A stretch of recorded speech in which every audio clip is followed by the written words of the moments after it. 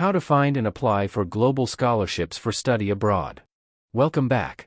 You're just in time for something awesome today. We learn about global scholarships for study abroad, and before dive in, if you need good help into more understanding about it and need a genius writer, a brainy tutor, or a data analyst, Intudo4U has them all. It's like having a research dream team on demand.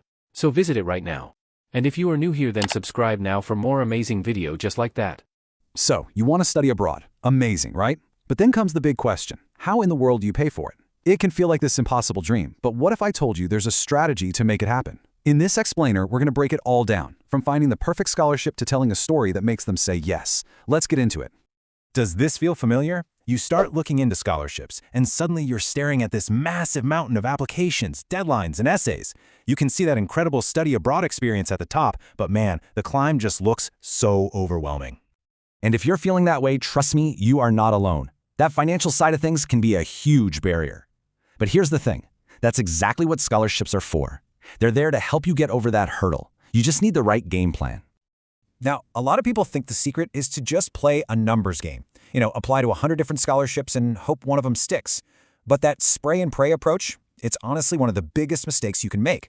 It's just a fast track to burnout and a whole lot of rejection letters. That is what we're talking about today. We're not just filling out forms here. We're building a real winning strategy. A smart, focused approach is what's going to make you stand out from the thousands of other applicants and actually get you that scholarship. So, any good strategy starts with good research. You have to know where you're aiming before you can even think about hitting the target. That brings us right to Section 1, finding your fit. Just applying to every single scholarship you see online is a complete waste of your time and energy. You have to be strategic. Your search has to start with knowing what you're actually looking for. So let's break down the main types of scholarships you're going to come across. If you find any stressed about its understanding, just explore Intudo4U for personalized guidance and support on your journey. Our expert guides are here to help you every step of the way. Just visit and start your path to success. First up, you've got merit-based scholarships. Think of these as the High Achiever Awards. You've got amazing grades, incredible test scores, maybe you're a gifted athlete or a talented artist. This category is where you get to show off and let your excellence shine. Next, there are need-based scholarships, and these are all about leveling the playing field. They're designed to make sure that a student's financial situation doesn't stop them from getting a great education. It's about opportunity, plain and simple. And finally, you have to look for student-specific scholarships. These are awesome because they're super targeted. You'll find scholarships just for women in STEM, or for students with disabilities, or for people from specific countries. Don't overlook these. They can be the perfect fit. Okay, so you've done your homework, you've found a few scholarships that seem perfect for you. Now we get to the most important part of your application. Let's jump into Section 2, crafting your winning story. Look, your grades and your test scores, they're just numbers on a page. Your personal statement, your essay, that's where you come to life. It's the one place where they get to hear your voice, feel your passion, and understand your vision.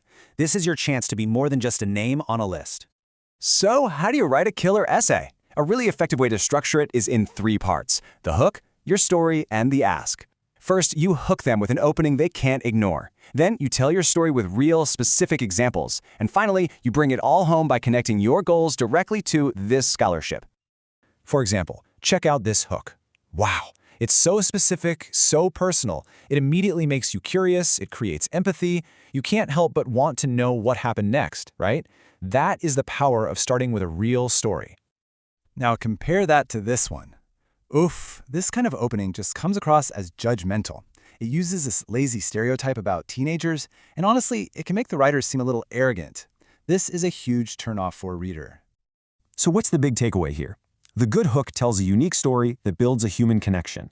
The bad one just judges other people and feels generic. One pulls the reader in, the other pushes them away. So always, always focus on telling your story. All right, your amazing essay got your foot in the door. For many of these big scholarships, the final step is an interview. So let's move on to Section 3, making your case. The interview can be nerve-wracking, for sure, but it's where you can really seal the deal.